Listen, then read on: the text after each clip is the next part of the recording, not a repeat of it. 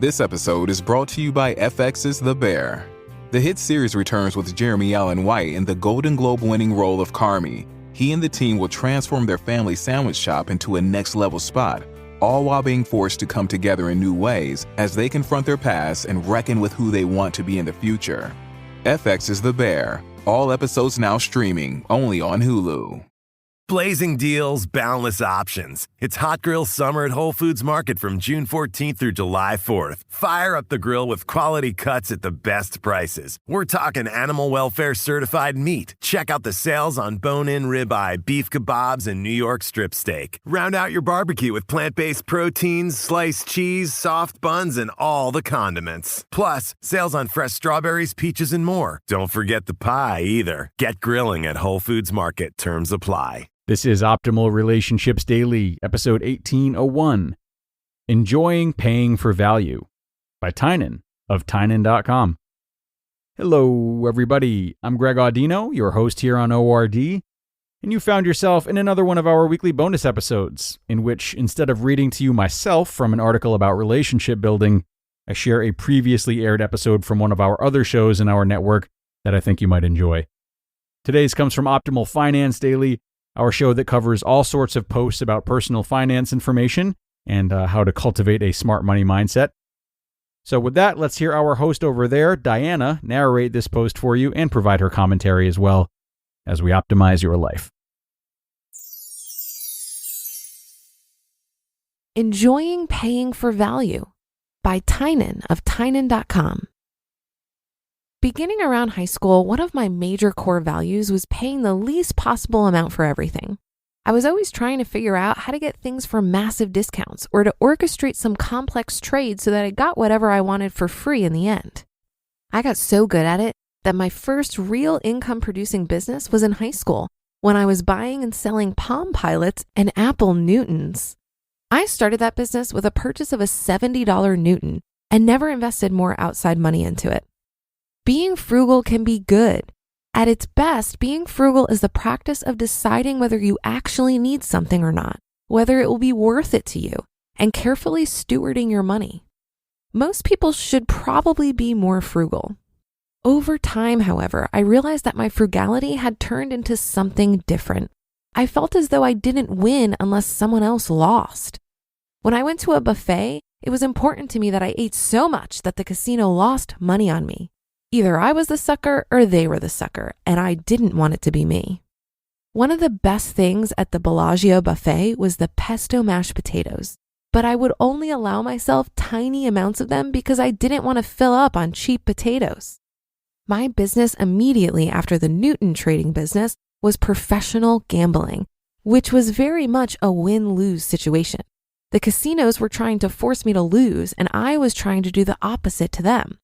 The experience of being a professional gambler was very valuable to me, both financially and mentally, but I wonder if it helped ingrain into me that idea of not wanting to enrich companies. I'm not sure what changed my mind on this. Maybe it was just a natural product of maturation, maybe it had something to do with me selling things to people, or maybe I just became less poor and had the luxury of not having to fight for every penny. I first realized that I had changed when my second favorite tea shop in Budapest, Marumoto, shut down. I loved that place and it provided so much value to me, actually increasing the amount that I enjoyed Budapest by at least 5 to 10%. That's a lot for one little tea shop. When they announced that they were shutting down, my first thought was that I would have happily paid double their prices if they would just stay open. I even talked to a local entrepreneur to see if he would help me run the tea shop if I bought it, thinking I could probably buy it pretty cheaply and just run it at break even. To this day, I think about opening a Japanese tea shop in Budapest just to recreate the magic of that place and maybe even improve upon it. I subscribed to my first Patreon a few months ago, which is the ultimate example of unnecessarily paying for value. It's just a few dollars a month, but I like the idea that if a bunch of us pay, this open source developer can have more freedom to work on whatever he wants. Subscribing made me want to find other Patreons to support. Side note, people always tell me that I should start one. I used to not like the idea, but now that I'm on the other side of the equation, I'm considering it. A while back, I was listening to a podcast and the host was talking about his friend who owned a mechanic shop. It was an expensive shop that was known for doing really good work. He had his guest guess how much money his friend made. The answer? About $85,000 a year. That's a good income, but that's not a ton of profit per customer. Due to how capitalism works, most things are priced not far from their value. If car repairs are expensive, that's because it costs a lot to make car repairs, not because it's an easy way to rip people off. Earlier this year, our boat needed a whole new engine, which cost about $10,000. It sucks to have to replace an engine, of course, but I noticed that I didn't really mind paying for my half of the repair. The marina pulled the boat to the dock, trailered it, brought it to their repair shop, replaced the engine, and then put it back in the slip when they were done. Instead of focusing on the cost, I focused on the value. I couldn't build an engine. I couldn't even get the old one out. In fact, thinking about it more, I have no idea how they pulled such a huge engine out through the hole in the deck. And on top of all that, I didn't even have to go down in person once to deal with it. That's a great compilation of value, and I'm happy to pay it. I'm still frugal, and I still like to get a good value. But now I want the person selling the good or service to me to get a good value too. I pay for more services now, and I feel better buying things than I used to. I think of it as collaborative. I'll buy this product so that the seller is incentivized to keep doing what they're doing and maybe even make things better down the road. Maybe everyone reading this already thinks this way, but it took me a while to get here, and I find that it really reduces friction in how I think of spending money.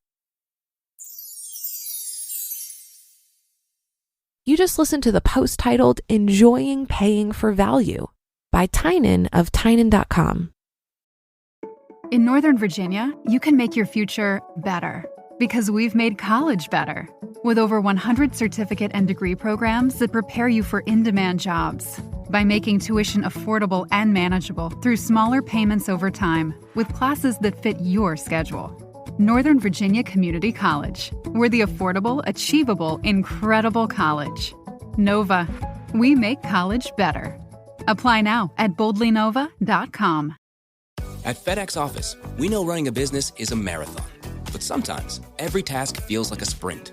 Design the product catalog, pick up the new boxes, print the business cards, notarize the lease, put out 20 more yard signs. It's a lot. Luckily for you, FedEx Office is here to help turn your ideas into reality. So you can stop running yourself in circles and start concentrating on the important things, like deciding what's for lunch. Visit your nearest location or office.fedex.com to get started. FedEx Office. I liked this article because it demonstrates that you can take any healthy habit too far based on how you internalize it. When it comes to frugality, if it starts feeling like deprivation, or if your motivation isn't serving you, perhaps it's time for a bit of Tynan-style reflection. I enjoyed the example here on overeating at the buffet. He's not sticking it to the casino. He's actually just giving himself a stomachache. Frugality should be empowering. It should help you see that you have enough money to do the things you want because you've done the emotional heavy lifting on figuring out what actually matters to you. I think it also honors what we all know deep down, that material possessions ultimately aren't going to make us happy. So why bother even playing that game? Wouldn't we rather buy time and freedom instead? Furthermore, frugality is about respecting the trade of value for money. I don't get enough value out of ordering takeout to justify the cost. I'd much prefer to make my own food because it's a better trade of time and money for value. On the other hand, I also pay $700 for a ticket to the World Domination Summit, which is an annual event that takes place in Portland, Oregon. What I gain in human connection, inspiration, and enjoyment is worth every penny.